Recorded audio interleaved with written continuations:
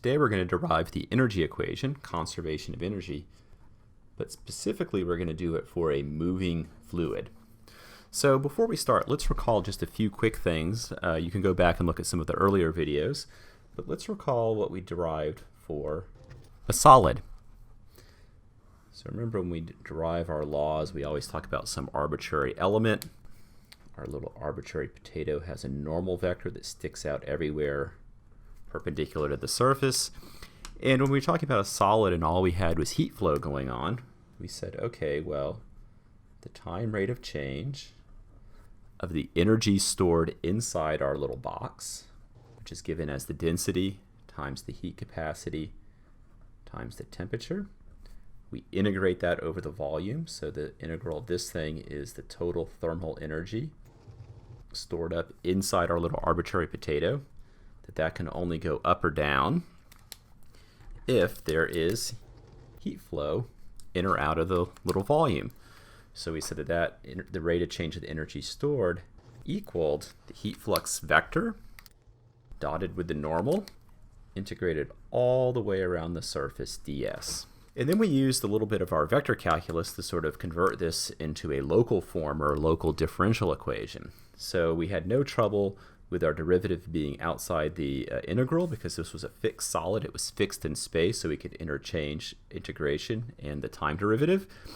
And since we have these surface integrals and things dot in, we use our divergence theorem, and we simply rewrote this as following law, which tells us if we have divergence of the heat flux, meaning if all our little heat flow arrows are all pointing into a point, then the temperature at that point would be rising in time. And this was our local equation. We made some further simplification by using our constitutive law, which in this case was Fourier's law, which says that the heat flux vector is equal to the minus the thermal conductivity times the gradient of the temperature. And so when we did this, made this substitution using the constitutive law, we got the following equation. For the cases where the thermal conductivity is just a constant material property, we're left with the following equation, which was what we called the heat equation, and that governed heat conduction in a solid. Now we want to do the same thing, but we want to consider a fluid which can move and deform.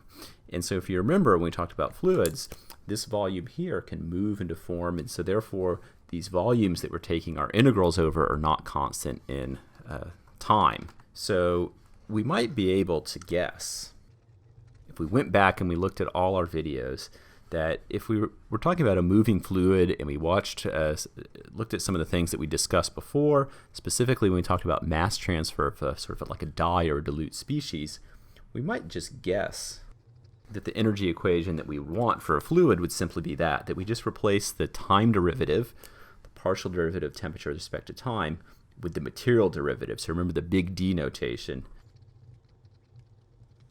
Remember the material derivative captures whether or not the field is changing in time or it's changing because the fluid is carrying things around. So it's the time derivative from the perspective of the moving fluid. So we might be able to just guess that we could substitute the time derivative with the material derivative. It turns out this is not a bad guess, but we'll show there's a few subtleties that are important conceptually, but in practice it turns out that our guess would actually be quite a good one, and we could actually just go with that. But let's get into a few of the subtleties just because, well, I like those things. Okay, so now let's derive our conservation of energy for a moving fluid. Now this is going to be a little bit of a fast derivation. I'm not going to go through every single detail, but I do want to kind of sketch out how it goes just so you have it for reference. And you can consult the notes to see a little bit more of the intermediate steps in a little more detail. So let's start sort of like we did with a solid and talk about, well, we have the time rate of change of the energy stored of our little object, our arbitrary region itself. So we're going to integrate the total energy contained in our volume, which is given as the internal energy, E. Previously, we might have called this the thermal energy, but we'll get to that. So we have the internal energy, but since our object is moving, it can also have kinetic energy. So we have to include 1/2 v squared. So I'm going to integrate the internal plus the kinetic energy over the volume, and we have to remember our volume could be changing in time. So I'll put a v of t there to remind us of that. Now, the energy of our object could be going up or down by a number of effects. So one is that we could have, just as in a solid, we could have heat flowing out of the object. So again, if we were careful with our signs, we have a minus q, where q is our heat flux vector, dotted with the normal vector, integrated over the surface. Now, when we talked about some of the basic laws of thermodynamics, we also know that heat and mechanical work are equivalent, so we also have to add any mechanical work done to the object. Now, when we talked about stress in fluids, you know that along our object there can be an arbitrary stress vector everywhere. And if we have a force pushing on an object, then that delivers power, or mechanical power. So we have to integrate our stress vector, dotted with the velocity at every point, integrated over the surface. And again, this surface could be changing with time. Now, if we check the units, I like this because this is stress. It's force per unit area. But we integrate that over the area, so the area cancels. And then we have force times velocity, which gives me units of power, or the time rate of change of energy. So our units are working out, so I like that. And now we also have an object which could be in a gravitational field, could have G acting downwards, and that can do work as well. So we need to also account for that. So I have the integral of rho v dotted with G. So I have, again, velocity dotted with the force, which gives me power. So that's the power delivered by gravity. And that would be a volume integral. So I'd integrate that dv. And in integral form, this is our conservation of energy. So let's just again write out what all these terms are. We have the time rate of change of energy stored. We have heat flowing in or out of the object. We have surface forces doing work. And we have body forces doing work. Now there's lots of sort of nasty stuff in here, right? Because remember, we've got this stress vector in here. And the stress vector depends upon our constitutive law, so there's all kinds of messy stuff in here. But let's just go through a few of the steps.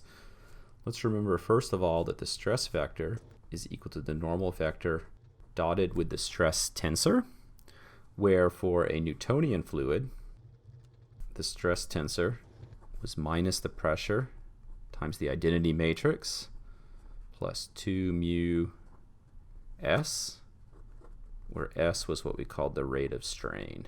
And we'll get to exactly what that is again in just a minute. But remember, we had a constitutive law that gave us the tensor, and the tensor dotted with the normal vector gives us the stress. And that's that term right there.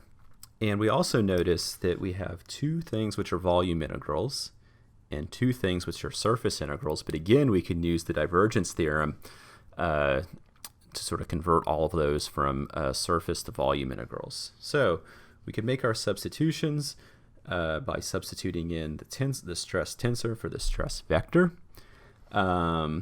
We could then go in and substitute our constitutive law for Newtonian fluid in for our stress tensor. We could do a little bit of vector calculus, and I'll just sort of write the result. You can consult the notes if you need a few steps in between.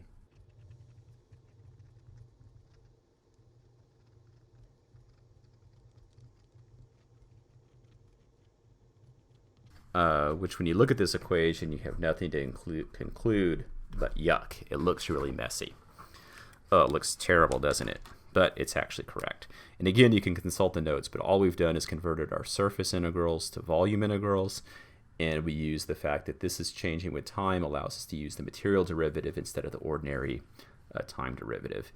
And if we look in here, we can see some of the pieces that might look familiar from a solid, that we had the rate of change of the thermal energy equal to the divergence of the heat flux, but we have all these new terms which are showing up. But not all is lost. We can make a little bit more progress. Okay, let's recall a trick from particles. So if I have a particle, solid particle of mass m, moving with velocity v, we would say that the rate of change of momentum is just ddt of m times v. And if we took that expression and we just said, okay, let's take the dot product with the velocity vector. Well, I can move the velocity inside the derivative and I can get a v dot v.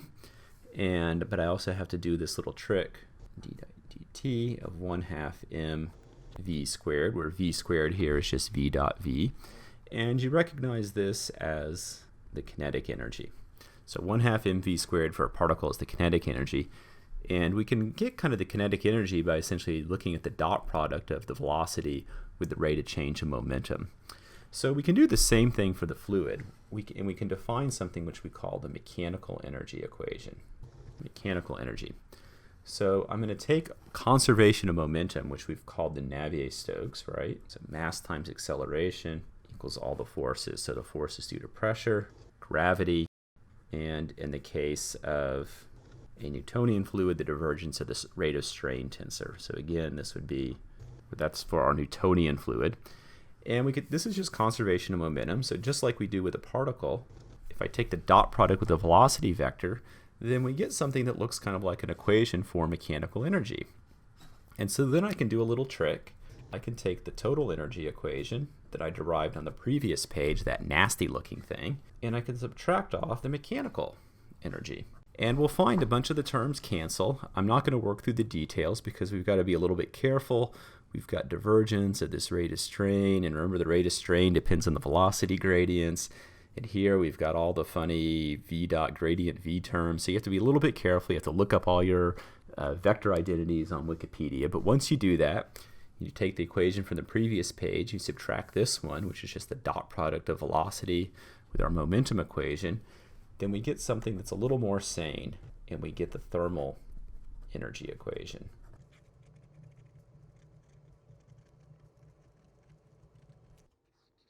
This is our final result. Find a few more simplifications, but let's think about this equation first. First, we have the density times the material derivative of the internal energy.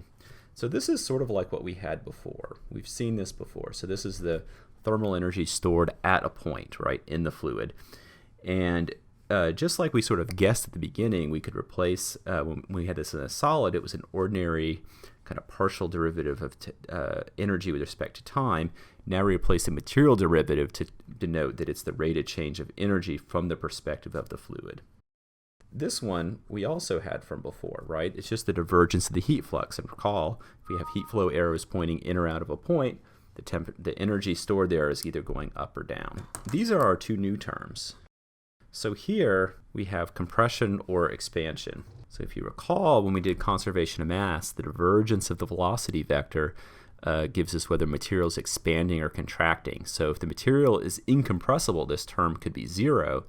But if we're compressing the material, then we're smushing it down, and we'd actually be increasing the energy. So we heat things up when we compress them, we cool things down when we expand them. That's what this term is getting.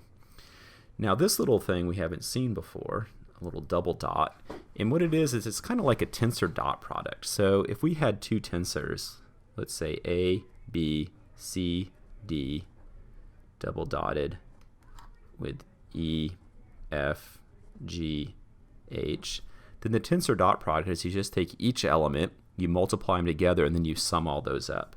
So this would just equal AE plus B times F plus C times G plus D times H. And it turns out that what this term represents is what we would call viscous dissipation. So it seems intuitive that if I took a box of fluid and I stirred it up and I mixed it up so I gave it some initial kinetic energy, that if I waited a long time, viscosity would slow that down. And that energy that was initially contained there as kinetic energy had to go somewhere. And so in this case, this term will go into thermal energy and heat the fluid up. So if I take a box of fluid and I stir it up and I let it come to rest, the fluid will be a little bit hotter afterwards because the initial energy had to have gone somewhere, and it gets turned into heat.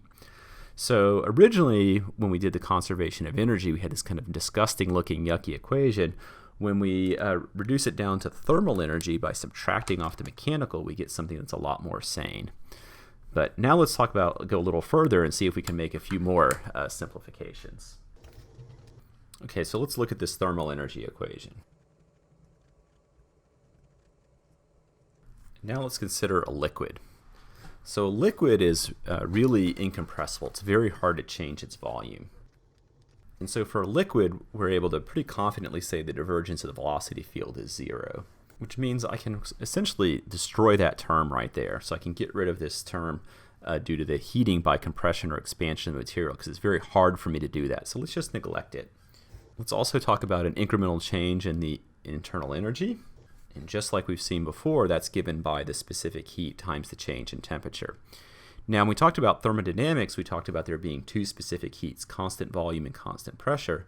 For a liquid, those are essentially identical, so we can really just write it as a single specific heat. And for a liquid, Fourier's law is usually a good law, and so we can say that the heat flux vector is proportional to the conductivity times the temperature gradient. So if we make these substitutions, we get the following equation. And if you remember, at the beginning, we said maybe we could just guess this, because this would be the equation if we just substituted the ordinary time derivative with the material derivative to account for the moving fluid. But you notice we did pick up this one new term. So you notice we did pick up this new term, which is the viscous dissipation. So for a liquid, we can safely ignore the term due to compression. And our equation is just like what we had, except we have this new term due to viscous dissipation. For a gas where the speed is slow, remember we talked about gas being as a compressible fluid. I can easily compress a gas. However, if our speeds are slow, they're much slower than the speed of sound, then it acts as nearly an incompressible fluid. And so the divergence of the velocity is approximately zero. However, for a gas, it turns out that the pressure times the divergence of velocity isn't necessarily zero. Now, we could get into quite a long discussion of this, and some of this detail is in the notes for this course. If you're really interested in all the detail, you should consult the following book. So the book Transport Phenomena by Bird, Stewart, and Lightfoot. They'll have all this detail. So I'm going to skip over a little bit of this subtlety, but if you use some thermodynamic relationships, you can actually show that even though for a gas, when we make our substitution for the energy, we have to use the constant volume, C sub V, so the constant volume specific heat. We can show that if we kind of leave this term in there and we have a gas flow, which is really nearly an incompressible flow, our equation will look just like it does for a liquid. However, we have to be a little bit careful. And it turns out that this C sub V turns out to be C sub P, which essentially is what accounts for this term being not quite zero.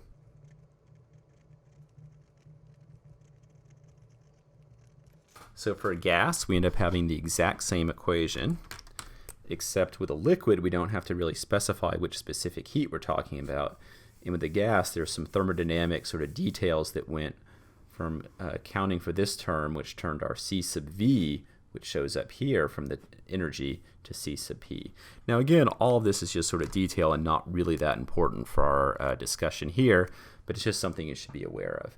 And so this is basically the equation that we're going to use, and we'll just always write C sub P, and then it will work for a liquid or a gas. And so our main assumptions here are Newtonian fluid and incompressible. Okay, let's work through a very, very quick example problem just to get a little insight into some of the terms, and specifically the viscous dissipation.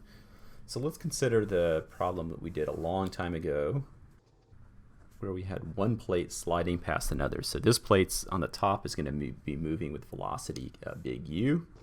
The gap is going to be h, and the bottom wall is going to be held still. And now we solve this problem considering conservation of mass and momentum.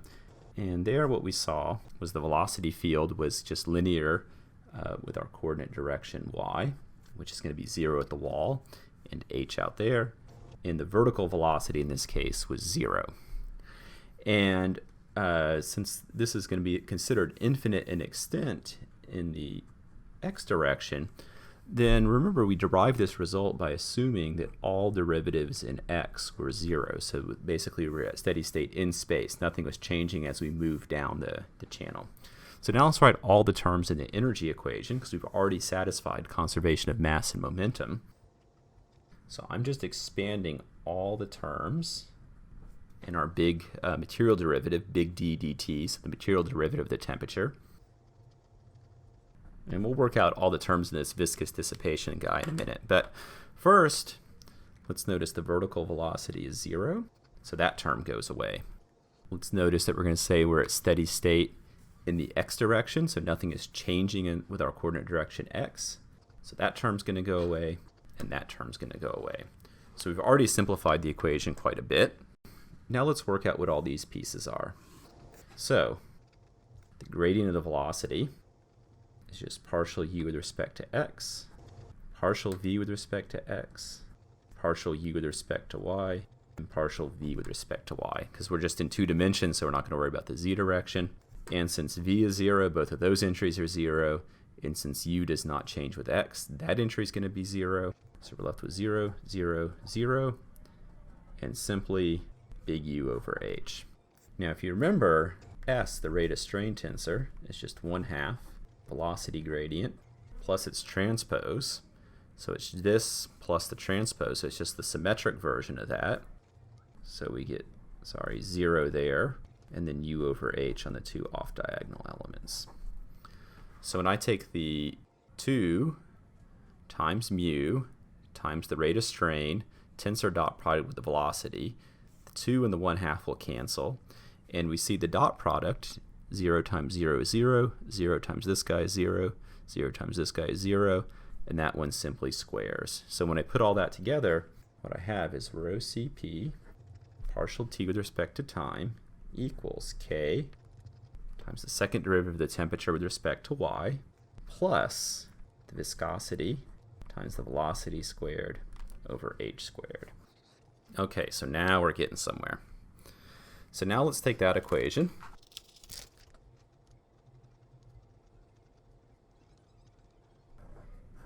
and just because we can, let's integrate it over our direction y from 0 to h.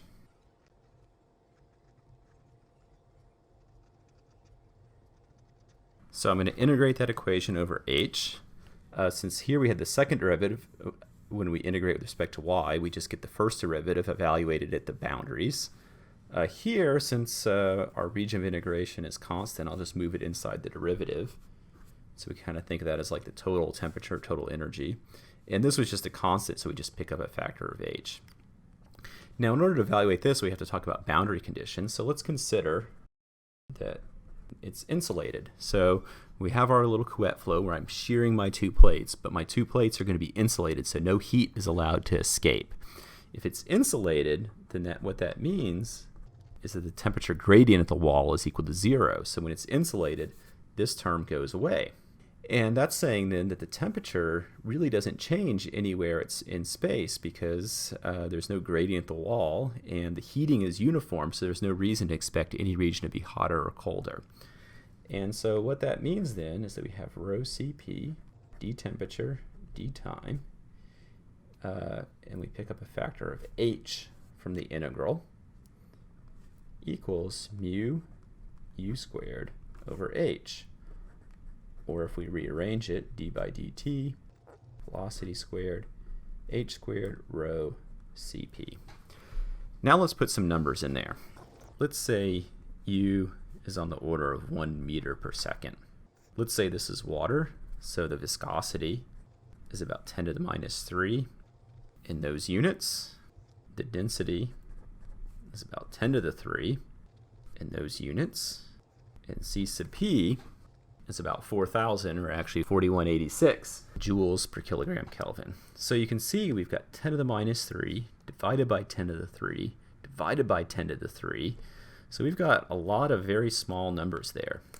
So we can write this then as 1, 10 to the minus 3 divided by 10 to the minus 3, so that's 10 to the minus 6. Another factor of 10 to the 3 from C sub p, so we have 1 over 4, 10 to the minus 9 over h squared. Let's say we have a relatively thin gap. Let's say h is 1 millimeter, so 10 to the minus 3 meters. Well, that squared would be 10 to the minus 6, so we still have 10 to the minus 3 divided by 4. So we have something that's on the order of 10 to the minus 3 kelvins per second, meaning if we have this device where I have a 1 millimeter gap, and I fill it with water, and I'm moving this velocity at 1 meter per second, and my gap here is about a millimeter, which is actually quite thin, and I'm moving it quite quickly for water, that my heating is on the order of 1 degree per hour. And that means, and that's also with no heat escaping. So all the energy we're putting into the fluid, which is being dissipated by viscosity, is going into heating at a rate of 1 degree per hour. So we can kind of see from this example that the viscous dissipation is often negligible. Okay, so just to conclude for today, let's write out our full formulation. And we'll write it both in vector form and component form.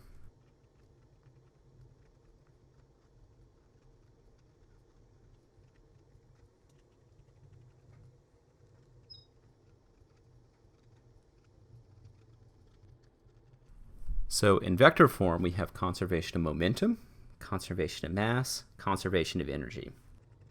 And again, this is for the case of an incompressible and Newtonian fluid. So incompressible flow, Newtonian fluid. This is our formulation. And so we've seen how to solve these problems. It can be difficult, though some cases it turns out to be easy. And now we have a coupling that is only in one direction, at least in this formulation. So the coupling appears to be that the velocity field influences our material derivative, the carrying of heat around the domain by the fluid. It also couples in by changing the viscous dissipation. So if we're dissipating heat due to viscosity, that goes into heating the fluid up. Though we saw that often we'll neglect this term because it's usually very, very small. So we often will not just totally neglect that term. And even though we neglect it, it's important to keep it in your mind. So you need to remember it exists just sort of conceptually so that you know that the energy has gone somewhere. So if I start with a bucket of fluid that's all stirred up, that kinetic energy, which all goes away when the fluid comes to rest, has gone into heat. So even if that heat is small and we don't care about it, it's just important to remember it. And there is a sort of subtle coupling that we'll talk more about in future lectures, though, in this direction, in that the temperature can influence the density of the fluid, can often be a function of temperature. And that can lead to natural convection, or if you have a hot surface, the fluid near it gets hot and it just sort of spontaneously flows upward. So that's an effect that we'll talk about. So there's the coupling from the fluid problem carries energy around, but the temperature problem can influence the density and drive fluid motion. So that's our formulation in vector form. Now let me write it out in component form just so you have it for reference.